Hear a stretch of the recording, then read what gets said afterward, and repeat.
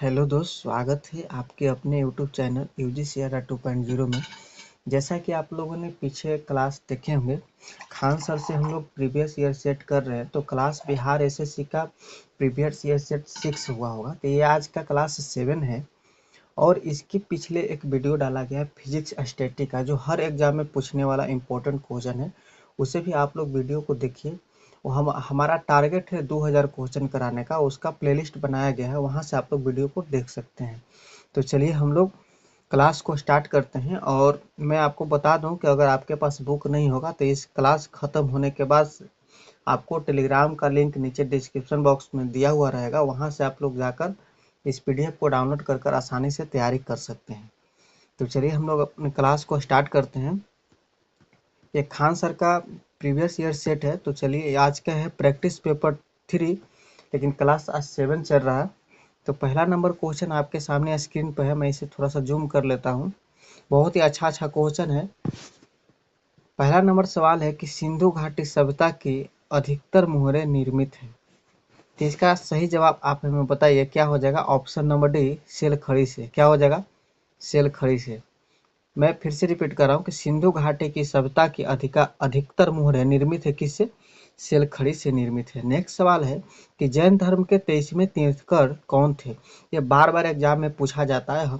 आप railway group D का भी एग्जाम दिए होंगे तो उसमें भी क्वेश्चन पूछा गया होगा।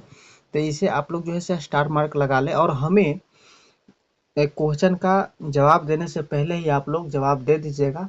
अपने साथ में कलम और पेपर लेकर बैठिएगा, और क्लास खत्म होने के बाद आप हमें कमेंट बॉक्स में बताइएगा कितना सही कर पा रहे हैं। ठीक है, तो इसका सही जवाब हो जाएगा कि जैन धर्म के 23वें तीर्थंकर गुरु कौन थे? तो इसका सही जवाब हो जाएगा ऑप्शन नंबर सी, पार्श्वनाथ थे। कौन थे? पार्श्वनाथ। ऑप्शन नंबर आपका सी करेक्ट हो जाएगा। नेक्स्ट सवाल की ओर हम लोग चलते हैं।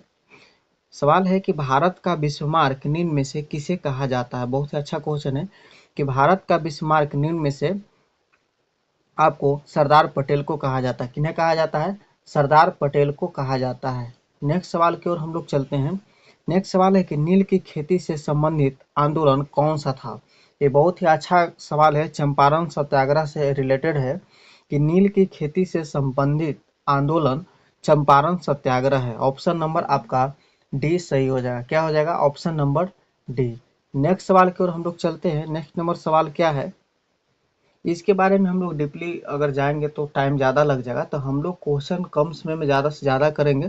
प्रीवियस ईयर सेट देखते देखते आपका हर क्वेश्चन कंप्लीट हो जाएगा। चलिए, इसका क्या है कि निम्नलिखित में से कौन से प्रेसिडेंसी शहर अंग्रेजों भारत में स्थापित किए थे? मैं 2 बार क्वेश्चन पढ़ूंगा, ध्यान से देखिएगा कि निम्नलिखित में से कौन से प्रेसिडेंसी शहर अंग्रेजों भारत में स्थापित किए थे। यहाँ पर सही जवाब हो जाएगा ऑप्शन नंबर बी। एक क्रम वाइज क्रम है, Bombay, Bengal, Madras. Option number B हो जाएगा बॉम्बे, उसके बाद बंगाल में, उसके बाद मद्रास में किए थे। नेक्स्ट सवाल है, स्वतंत्रता संग्राम 1857 का सिपाही विद्रोह किस शहर में हुआ था? स्वतंत्रता संग्राम 1857 का सिपाही विद्रोह किस शहर में हुआ था? ये हुआ था आपको मेरठ में। कहाँ में हुआ था? मेरठ में हुआ था। तो चलिए हम लोग आगे सवाल की ओर चलते हैं। आप लोग से एक गुजारिश है कि आप लोग वीडियो देखते हैं, लाइक नहीं करते हैं। लाइक से हमें मोटिवेशन मिलता है, और लाइक जरूर कीजिए और दोस्तों के पास शेयर कीजिए। होगा इससे क्या कि उनको भी फायदा होगा। और पूरा वीडियो देखिएगा, ऐसा नहीं कि शुरू में आते हैं और चले जाते हैं। पूरा वीडियो देखिएगा, आपको रिवाइज हो जाएगा। आप लोग पहले से ही बुक पढ़े हुए हैं, सिर्फ आप रिवीजन के तौर पर इसे आप लोग को देखना है। तो इसका सही जवाब क्या हो जाएगा? क्वेश्चन है कि 1857 की क्रांति के समय भारत का गवर्नर जनरल कौन था? तो 1857 की क्रांति जब हुआ था उस समय भारत का गवर्नर जनरल लॉर्ड कैनिंग जी थे। कौन थे? लॉर्ड कैनिंग थे। ऑप्शन नंबर आपका ए सही हो जाएगा। नेक्स्ट सवाल की ओर हम लोग बढ़ रहे हैं कि फ्रांस में आतंक का राज किसके शासनकाल को कहते हैं? फ्रांस में आतंक का राज किसके शासनकाल को कहते हैं? तो यहाँ पर कहते हैं रॉब्सपियर को कहते हैं। ऑप्शन नंबर सी सही हो जाएगा। किसे कहते हैं? रॉब्सपियर को कहते हैं। नेक्स्ट नंबर सवाल की ओर हम लोग चलेंगे। सवाल क्या है कि कल्चरल रेवोल्यूशन के समय कम्युनिस्ट पार्टी ऑफ चाइना का प्रमुख कौन थे? कल्चरल रेवोल्यूशन के समय कम्युनिस्ट पार्टी ऑफ चाइना का प्रमुख कौन थे? माओ जेरोंग थे। कौन थे? माओ जेरोंग थे। ऑप्शन नंबर आपका सी सही हो जाएगा। नेक्स्ट सवाल यहाँ पर है कि संविधान सभा द्वारा भारत के राष्ट्रीय ध्वज का प्रारूप कब अपनाया गया? कल के अगर क्लास देखे होंगे दोस्त, तो उस क्लास में भी एक क्वेश्चन रिपीट किया गया था। तो जो बच्चे रेगुलर हमारे यहाँ पढ़ रहे हैं वो जरूर ही क्वेश्चन को सही कर पाएंगे। देखिए आज उसी से रिलेटेड है कि संविधान सभा द्वारा भारत के राष्ट्रीय ध्वज का प्रारूप को कब अपनाया गया? तो सही सवाल हो जाएगा इसका आंसर ऑप्शन नंबर सी 22 जुलाई 1947 ईस्वी को अपनाया गया। चलिए हम लोग आगे बढ़ते हैं, बिल्कुल जोश और जुनून के साथ अपने तैयारी में लगातार बने रहेंगे। सफलता तो लेनी ही है, इसीलिए हम लोग कितना भी कड़ी मेहनत करना पड़े हम लोग करेंगे। तो यहाँ पर 11 नंबर का आप लोग क्वेश्चन देखिए, इसका कौन सा आंसर होगा? थोड़ा सा मैं पानी पी लेता हूँ। थैंक यू दोस्त। क्या सवाल है कि धर्मनिरपेक्ष और समाजवादी शब्दों को भारतीय संविधान में संशोधन करके किस प्रस्तावना के अंतर्गत जोड़ा गया है? क्वेश्चन अच्छा है, ध्यान देने वाली बात है कि धर्मनिरपेक्ष और समाजवादी शब्दों को भारतीय संविधान में संशोधन करके किस प्रस्तावना के अंतर्गत जोड़ा गया है? तो सही आंसर हो जाएगा ऑप्शन नंबर सी 42वें संविधान संशोधन के अंतर्गत जोड़ा गया है। नेक्स्ट सवाल है कि स्वतंत्रता, समता और बंधुता के आदर्श किस देश के संविधान से लिए गए हैं? इसका सही जवाब हो जाएगा ऑप्शन नंबर सी फ्रांस के संविधान से लिए गए हैं। किसके संविधान से लिए गए हैं? फ्रांस के संविधान से लिए गए हैं। नेक्स्ट सवाल आपके सामने है कि भारत के संविधान की 8वीं अनुसूची में निम्न में से कौन सी भाषा को मान्यता नहीं प्राप्त हुई है? भारत के संविधान की 8वीं अनुसूची में निम्नलिखित ऑप्शन में से कौन सी भाषा की मान्यता नहीं प्राप्त हुई है? तो आपका सही जवाब हो जाएगा ऑप्शन नंबर सी अंग्रेजी की भाषा नहीं प्राप्त हुई है। नेक्स्ट है, भारत के संविधान में मौलिक कर्तव्यों को किस वर्ष सम्मिलित किया गया? भारत के संविधान में मौलिक कर्तव्यों को किस वर्ष सम्मिलित किया गया? तो सही जवाब आपका हो जाएगा ऑप्शन नंबर डी 1976 ईस्वी में भारत के संविधान को मौलिक कर्तव्यों में सम्मिलित किया गया। तो चलिए हम लोग आगे की ओर बढ़ते हैं। नेक्स्ट सवाल आपका हो जाएगा, आपके सामने स्क्रीन पर है। सवाल हो जाएगा कि निम्नलिखित भारतीय राज्यों में से किस राज्य में द्विसदनीय विधानमंडल नहीं है? निम्नलिखित भारतीय राज्यों में से किस राज्य में द्विसदनीय विधानमंडल नहीं है? तो इसका सही आंसर हो जाएगा तमिलनाडु। दोस्तों अगर आप लोगों को भी कोई अगर कमेंट ऐसा होगा कि सर इस तरह से पढ़ाना चाहिए, तो आप लोग कमेंट कर सकते हैं हमें। और लाइव आने के लिए कुछ कैटेगरी फॉलो करना पड़ता है यूट्यूब का, तो आप लोगों ने बहुत हमें प्यार सपोर्ट किया, इसके लिए मैं थैंक यू। और आप थोड़ी सी सब्सक्राइबर कम रहा है तो आप लोग हमें हेल्प करें, मैं उसके बाद मैं आप लोग सामने लाइव आकर ज़्यादा से ज़्यादा क्वेश्चन मैं करा पाऊँ और आप लोग भी हमारे साथ जुड़ सकते हैं। जैसा कि आप लोग जानते होंगे कि हर वीडियो आपको रात्रि में 8:30 बजे वीडियो अपलोड किया जाता है। 8 से 8:30 के बीच में आपको वीडियो मिल जाएगा। चूँकि टाइम बहुत कम मिल पाता है, ऑफिस से आने के बाद जितना समय मिल पाता है आप लोग बीच देता हूँ। तो जैसा भी फॉलोअर्स बढ़ते हैं तो उसके रिगार्डिंग हम लोग इस पर काम शुरू कर देंगे। तो आप लोग प्यार सपोर्ट बनाए रखिए और अपना पढ़ाई को जारी रखिए। तो चलिए बचे हुए क्वेश्चन को करते हैं, बहुत ज़्यादा मैंने समय ले लिया। क्वेश्चन है कि राज्यसभा की अधिकतम सदस्य संख्या क्या है? राज्यसभा की अधिकतम सदस्य संख्या क्या है? तो ऑप्शन नंबर आपका 20 सही हो जाएगा, 250 सदस्य है। नेक्स्ट क्वेश्चन की ओर हम लोग चलेंगे, समय हम लोग ज़्यादा ले लिए, थोड़ा सा फास्ट करेंगे। पंचायती राज व्यवस्था कब संवैधानिक बनी? पंचायती राज व्यवस्था कब संवैधानिक बनी? तो सही जवाब आपका हो जाएगा ऑप्शन नंबर ए 1992 में बनी। कब बनी? 1992 में। नेक्स्ट है कि राष्ट्रीय मानवाधिकार आयोग भारत में कब यानी स्थापित हुआ था? यानी राष्ट्रीय मानवाधिकार आयोग भारत में किस वर्ष स्थापित हुआ था? तो सही जवाब हो जाएंगे 1993 ईस्वी में हुआ था। नेक्स्ट सवाल की ओर हम लोग चलेंगे। क्वेश्चन थोड़ा सा इसमें ज़्यादा लंबा है, फिर भी हम लोग पढ़ेंगे ध्यान से। सुरक्षित पेयजल अधिनियम के अनुसार सार्वजनिक जल आपूर्ति प्रणाली की बुनियादी परिभाषा है। कोई भी जल प्रणाली जो मानव खपत के लिए पानी की आपूर्ति इनके लिए करती है। इसका सही जवाब हो जाए कि 15 सेवा कनेक्शन या 15 आदमियों को वर्ष में 60 दिन से अधिक। ऑप्शन नंबर आपका डी सही हो जाएंगे। नेक्स्ट सवाल की ओर हम लोग चलेंगे। सवाल है कि नेपच्यून के अलावा अन्य किस ग्रह को नीला ग्रह कहते हैं? तो नेपच्यून के अलावा अन्य हम लोग पृथ्वी को नीला ग्रह कहते हैं। ऑप्शन नंबर आपका ए सही हो जाएगा। नेक्स्ट सवाल की ओर हम लोग बढ़ेंगे दोस्त। नेक्स्ट सवाल आपका यहाँ पर है 21 नंबर क्वेश्चन है कि निम्नलिखित में से किसका सही सुमेलित मेल नहीं है? ध्यान से देखिएगा, अगर एग्जाम में नहीं है रहेगा ना, इस पर हमें फोकस करना है। तो इसका सही जवाब हो जाएगा आपका डी, जो बर्मिंघम है ना, ये फ्रांस, बर्मिंघम फ्रांस का सही मेल नहीं खाता है। ऑप्शन नंबर आपका डी सही हो जाएगा। नेक्स्ट नंबर सवाल की ओर हम लोग चलते हैं। सवाल है कि वह गुण जिस कारण कोई पदार्थ वायुमंडल की नमी सोख लेता है उसे हम लोग क्या कहते हैं? तो वह गुण जिस कारण कोई पदार्थ वायुमंडल की नमी को सोख लेता है उसे हम लोग प्रस्वेदन कहते हैं। क्या कहते हैं? प्रस्वेदन कहते हैं। समझ रहे हैं बच्चे लोग? बगल में एक दो छोटा बच्चा था, मैंने उससे बोला आप लोग तो हमारे से बड़े ही होंगे। नेक्स्ट है क्वेश्चन कि मुंबई हाई किससे संबंधित है? मुंबई हाई किससे संबंधित है? वो है पेट्रोलियम से संबंधित है। किससे संबंधित है? पेट्रोलियम से संबंधित है। नेक्स्ट है कि स्वेज नहर भूमध्य सागर को जोड़ती है। बहुत ही अच्छा क्वेश्चन, हर जगह आप लोग को याद भी होगा। स्वेज नहर भूमध्य सागर को जोड़ती है। तो इसका सही जवाब मैं आप लोगों से लेना चाहूँगा कमेंट बॉक्स में।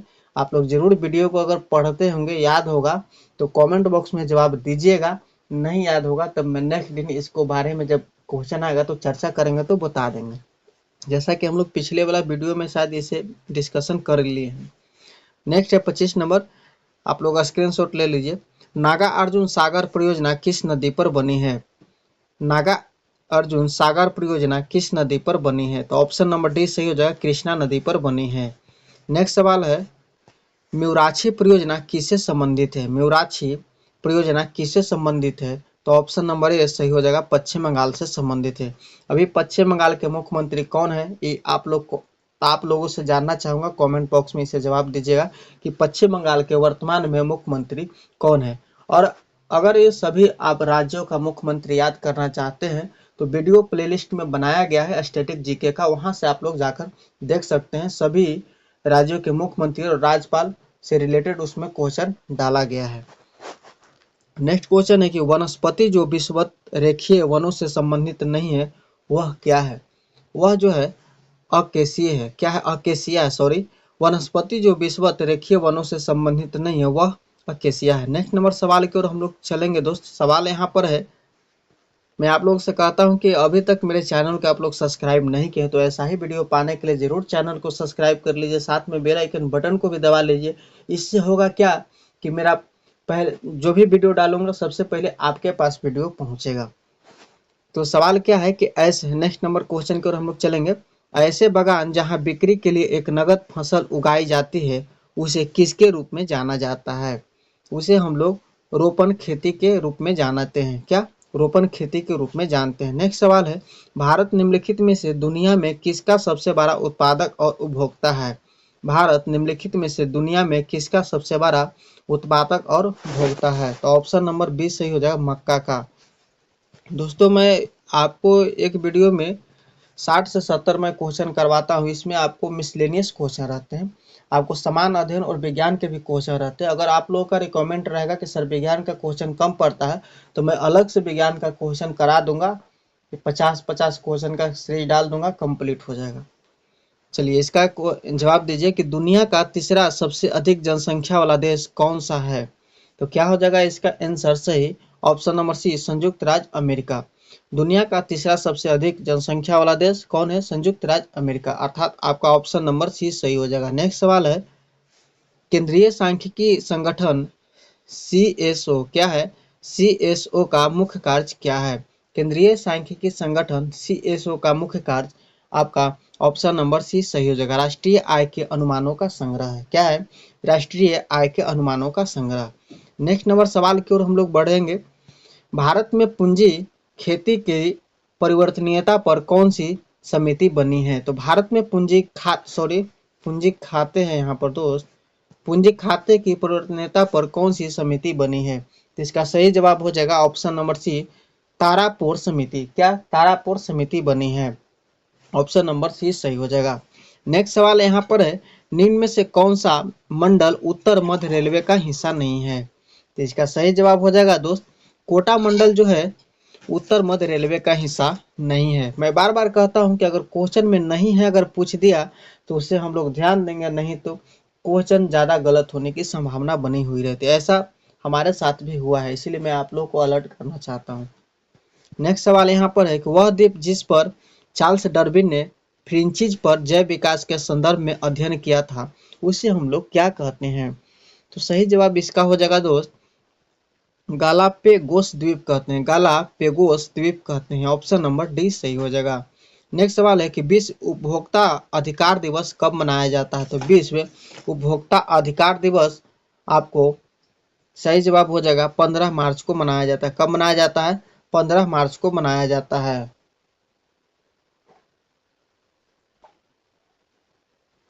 दोस्तों, अगर आप लोग जानना चाहते हैं कि दिवस कब मनाया जाता है, राष्ट्रीय और अंतर्राष्ट्रीय दिवस, तो ये सारे वीडियो जो है एक प्लेलिस्ट बनाया गया है स्टैटिक जीके का। मैं आपको बार बार कहता हूँ कि स्टैटिक जीके का जरूर जो है से वीडियो देखिए, आपको बहुत फायदेमंद होगा, तो देख लीजिएगा। ऐसा कि प्लेलिस्ट का भी लिंक मैं डिस्क्रिप्शन बॉक्स में डलवा दूंगा। तो सही जवाब यहाँ पर क्या हो जाएगा, क्या ऑप्शन नंबर आपका बी सही हो जाएगा।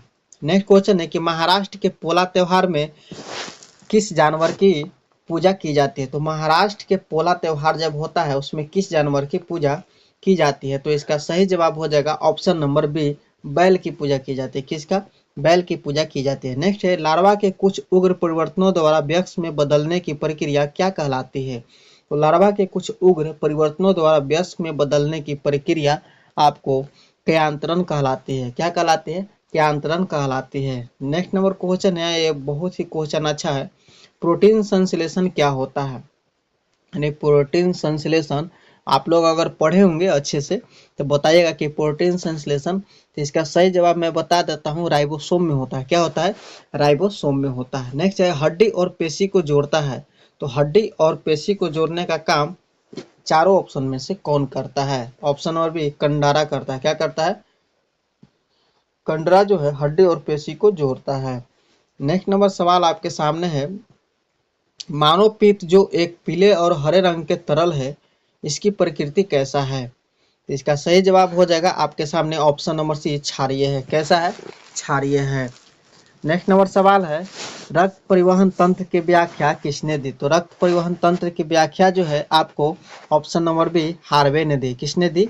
हार्वे ने दी। नेक्स्ट नंबर सवाल है आपके सामने, मानव खोपड़ी में मध्य कान के अलावा कुल हड्डियां कितनी होती है? तो मानव खोपड़ी में मध्य कान के अलावा कुल हड्डियों की संख्या आपको 22 होती है। कितनी होती है? 22 होती है। नेक्स्ट नंबर क्वेश्चन है, यहाँ पर आपके सामने चलते हैं। चलिए 43 नंबर क्वेश्चन पर हम लोग आ गए कि निम्नलिखित में से कौन सा हार्मोन आपातकाल का हार्मोन है? निम्नलिखित में से कौन सा हार्मोन आपातकाल का हार्मोन है? ऑप्शन नंबर बी सही हो जाएगा, एड्रीनलिन जो है आपातकाल का हार्मोन है। इसका पीडीएफ के लिए दोस्त डिस्क्रिप्शन बॉक्स में टेलीग्राम का लिंक दिया हुआ है, आप लोग उसे फॉलो कर लीजिए। उस पर प्रत्येक दिन क्लास खत्म होने के 1 घंटा बाद ही आपको अपलोड करा दिया जाता है। चलिए नेक्स्ट नंबर क्वेश्चन की ओर हम लोग चलेंगे। क्वेश्चन आपके सामने है, बहुत ही अच्छा क्वेश्चन है, ट्रिपल एंटीजन किन 3 रोगों से बचाता है? तो ट्रिपल एंटीजन जो है आपको काली खांसी, टेटनस, डिप्थीरिया से बचाता है। ट्रिपल एंटीजन किन 3 रोगों से बचाता है? काली खांसी, टेटनस और डिप्थीरिया से बचाता है। नेक्स्ट सवाल है कि वह गैस जिसके कारण भोपाल गैस दुर्घटना हुई थी, तो उसमें कौन सा गैस लीक हुआ था? तो भोपाल गैस जब दुर्घटना हुई थी तो उस समय मिथाइल आइसोसाइनेट हुआ था। तो ऑप्शन नंबर डी सही हो जाएंगे। नेक्स्ट नंबर सवाल है आपके सामने, इनमें से कौन सी एक मौलिक इकाई नहीं है? तो इनमें से आपके मौलिक इकाई option number D, cubic metre है। क्यूबिक मीटर नहीं है। नेक्स्ट, निम्नलिखित में से सदिश राशि है। तो मैं आपको सदिश राशि पहचानने का तरीका बताया था कि जिसमें अगर वह लगा रहे ना, उसे हम लोग सदिश राशि कहते हैं, ये टेम्पोररी है, और जिसमें न रहे तो उसे अदिश राशि कहते हैं। तो इसे हम लॉजिक अपनाते हैं कि इस निम्नलिखित में से कौन सा सदिश राशि है? तो इसमें वह तो लगा हुआ है दोस्त वेग में, तो सही आंसर हो जाएगा वेग एक सदिश राशि है। क्या है? Option number A. नेक्स्ट है, निम्न में से किस वस्तु का जड़त्व अधिकतम होगा? तो इसमें से सही जवाब हो जाएगा कि रेलगाड़ी का जड़त्व अधिकतम होगा, अर्थात ऑप्शन नंबर डी सही हो जाएंगे। नेक्स्ट सवाल है कि यदि एक वस्तु पर 60 न्यूटन का बल आरोपित होता है और वस्तु 10 मीटर विस्थापित होती है तो कार्य कितना होगा? तो सही जवाब इसका हो जाएगा 600 जूल होगा। क्या हो जाएगा? 600 जूल होगा। इसे हम सोल्यूशन कैसे करेंगे कि कार्य बराबर बल गुने विस्थापन, कार्य बराबर बल गुने विस्थापन। तो बल इसमें कितना है? 60 न्यूटन है। बल 60 न्यूटन दिया हुआ है और विस्थापन 10 मीटर दिया हुआ है, तो हम लोग कार्य बराबर बल गुने विस्थापन यानी 60 गुने 10 करेंगे तो 600 जूल हो जाएगा। ऑप्शन नंबर सी सही हो जाएगा। नेक्स्ट नंबर सवाल है, यातायात सिग्नलों में लाल बत्ती का प्रयोग क्यों किया जाता है? बहुत ही अच्छा क्वेश्चन। क्योंकि इसका तरंगदैर्घ्य सबसे अधिक है और लंबी दूरी से देखी जा सकती है। ऑप्शन नंबर सी सही हो जाएंगे। नेक्स्ट है, फ़ारेनहाइट में जल का क्वथनांक कितना होता है? तो फ़ारेनहाइट में जल का क्वथनांक 212 डिग्री होता है। ऑप्शन नंबर आपका बी सही हो जाएगा। नेक्स्ट नंबर सवाल है, विभिन्न रंगों के समूह को क्या कहते हैं? तो विभिन्न रंगों के समूह को वर्ण पट्टी कहा जाता है। क्या कहा जाता है? वर्ण पट्टी कहा जाता है। नेक्स्ट नंबर सवाल है, प्रत्यावर्ती धारा में क्या होता है? तो प्रत्यावर्ती धारा में आपको धारा की दिशा और धारा का मान दोनों बदलते हैं। नेक्स्ट नंबर सवाल है दोस्त, पल्सर होते हैं, पल्सर क्या होते हैं? तो पल्सर जो होते हैं यह आपको तेजी से घूमने वाले न्यूट्रॉन तारे होते हैं। ऑप्शन नंबर सी सही हो जाएंगे। नेक्स्ट नंबर सवाल है कि कैथोड किरण ट्यूब किसका भाग है? कैथोड किरण ट्यूब किसका भाग है? तो सही जवाब यहाँ पर हो जाएंगे आपको option number C, television set का। किसका भाग है? टेलीविजन सेट का है। नेक्स्ट सवाल है, परमाणु के केंद्रक के चारों ओर वृत्ताकार पथ में इलेक्ट्रॉन बिना ऊर्जा खोए घूमते हैं, यह किस वैज्ञानिक के द्वारा बताया गया है? तो इसका सही जवाब हो जाएगा ऑप्शन नंबर आपका डी, बोहर वैज्ञानिक के द्वारा बताया गया है कि परमाणु के केंद्र के चारों ओर वृत्ताकार पथ में इलेक्ट्रॉन बिना ऊर्जा खोए घूमते हैं। तो दोस्त आज का क्लास इतना ही, बहुत ज़्यादा वीडियो लंबा हो गया हो, तो नेक्स्ट क्लास में हम लोग आगे की क्लास को कंटिन्यू करेंगे। तब तक के लिए बेस्ट ऑफ लक। आप लोग पिछले क्लास को रिवाइज करते रहें, तैयारी करते रहें और दोस्तों के पास शेयर जरूर करें। और अच्छा लगा तो एगो लाइक करके जाइए। हमें आपसे क्या चाहिए? सिर्फ लाइक से हमें मोटिवेशन मिलता है।